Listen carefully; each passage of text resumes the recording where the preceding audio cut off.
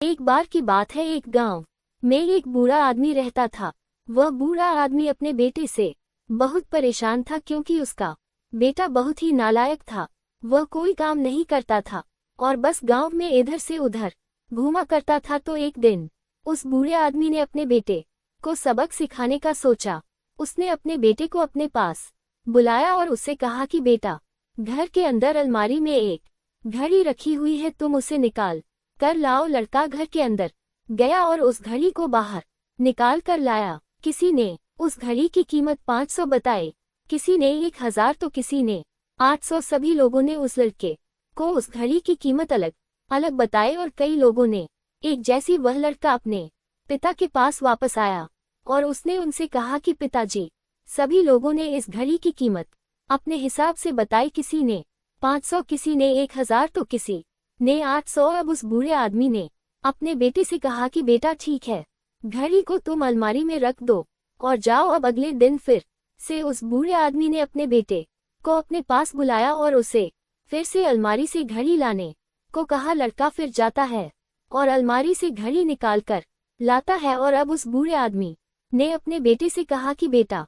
जाओ और आज तुम इस घड़ी के अंदर जो समय चल रहा है उसकी कीमत पूछकर आओ। लड़के को समझ नहीं आ रहा था कि उसके पिताजी उससे क्या करवाना चाह रहे हैं। वह दुखी मन से फिर से घड़ी को लेकर बाजार में चला जाता है और सभी लोगों से उस घड़ी के अंदर जो समय चल रहा था उसकी कीमत पूछता है। लोगों को लगता है कि इस लड़के की मानसिक स्थिति ठीक नहीं है। कल ये घड़ी की कीमत पूछने आया था और आज समय की बहुत से लोगों ने उसे भगा दिया और कुछ लोग उस पर हंसने लगे। अब लड़का परेशान हो जाता है और सोचता है कि यह मेरे साथ क्या हो रहा है। तभी वह आखिरी बार एक बूढ़े आदमी की दुकान पर जाता है। वह बूढ़ा आदमी बहुत व्यस्त था। वह लड़के का सवाल सुनते ही समझ गया कि लड़का उससे क्या पूछना चाह रहा है।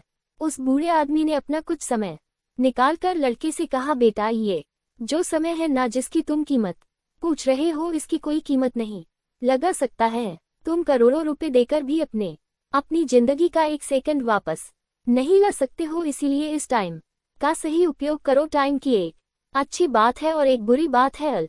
बुरी बात यह है कि टाइम गुजर जाता है और अच्छी बात यह है कि तुम उसे किन चीजों में गुजारते हो ये तुम्हारे हाथ में होता है। सभी के पास दिन में 24 घंटे होते हैं, अमीर के पास भी और गरीब के पास भी। बस ये तुम्हारे हाथ में है कि तुम उस टाइम से क्या नया कर सकते हो। तो अपने एक पल का हिसाब रखो कि तुम उन्हें किन चीजों में उड़ा रहे हो।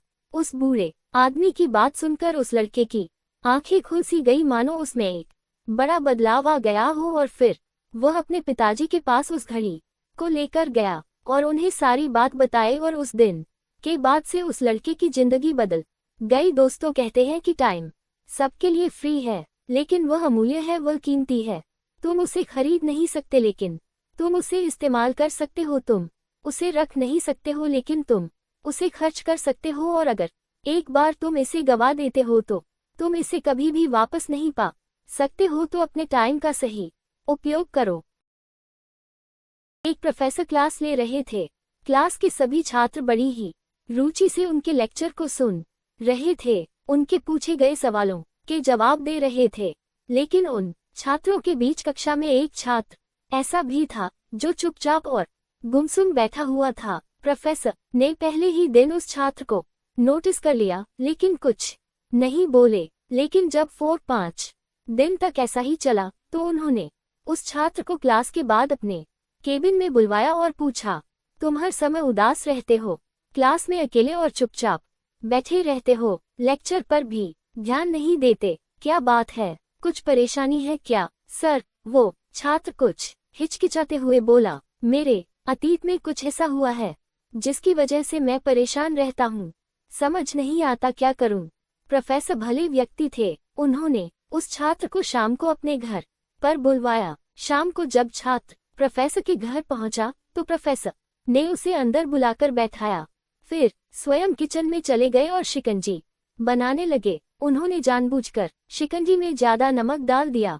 फिर किचन से बाहर आकर शिकंजी का गिलास छात्र को देकर कहा, ये लो, शिकंजी पियो। छात्र ने गिलास हाथ में लेकर जैसे ही एक घूंट लिया, अधिक नमक के स्वाद के कारण उसका मुंह अजीब सा बन गया।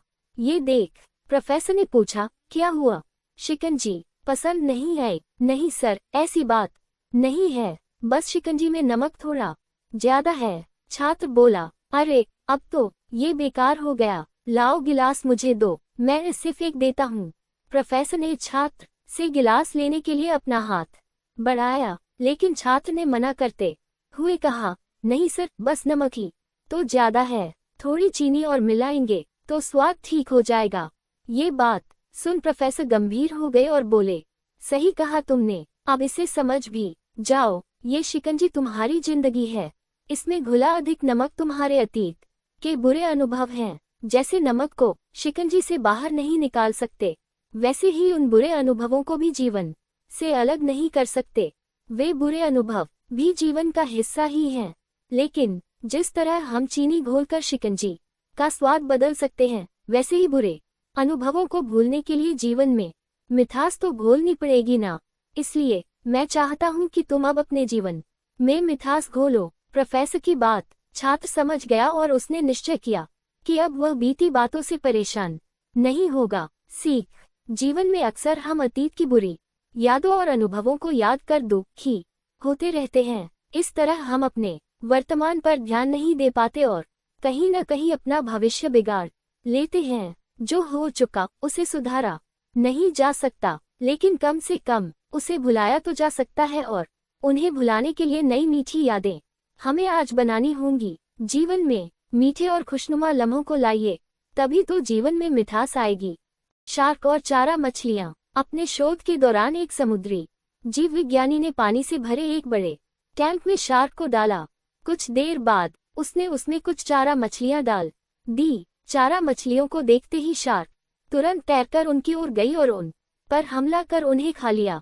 समुद्री जीव विज्ञानी ने कुछ और चारा मछलियां टैंक में डाली और वे भी तुरंत शार्क का आहार बन गईं। अब समुद्री जीव विज्ञानी ने एक कांच का मजबूत पारदर्शी टुकड़ा उस टैंक के बीचों बीच डाल दिया। अब टैंक दो भागों में बंट चुका था। एक भाग में शार्क थी, दूसरे भाग में उसने कुछ चारा मछली डाल दी। विभाजक पारदर्शी कांच से शार्क चारा मछलियों को देख सकती थी।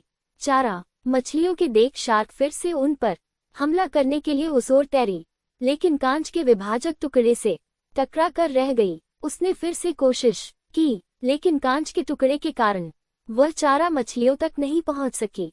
शार्क ने दर्जनों बार पूरी आक्रामकता के साथ चारा मछलियों पर हमला करने की कोशिश की, लेकिन बीच में कांच का टुकड़ा आ जाने के कारण वह असफल रही। कई दिनों तक शार्क उन कांच के विभाजक के पार जाने का प्रयास करती रही, लेकिन सफल न हो सकी। अंततः थक हार कर उसने एक दिन हमला करना छोड़ दिया और टैंक के अपने भाग में रहने लगी।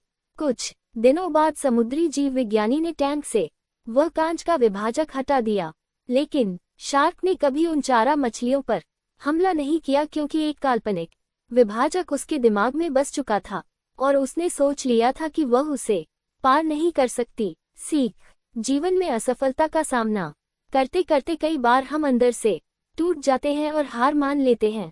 हम सोच लेते हैं कि अब चाहे कितनी भी कोशिश कर लें, सफलता हासिल करना नामुमकिन है, और उसके बाद हम कभी कोशिश ही नहीं करते, जबकि सफलता प्राप्ति के लिए अनवरत प्रयास आवश्यक है। परिस्थितियां बदलती रहती हैं, इसलिए अतीत की असफलता को दिमाग पर हावी न होने दें और पूरी लगन से फिर मेहनत करें। सफलता आपके कदम चूमेगी।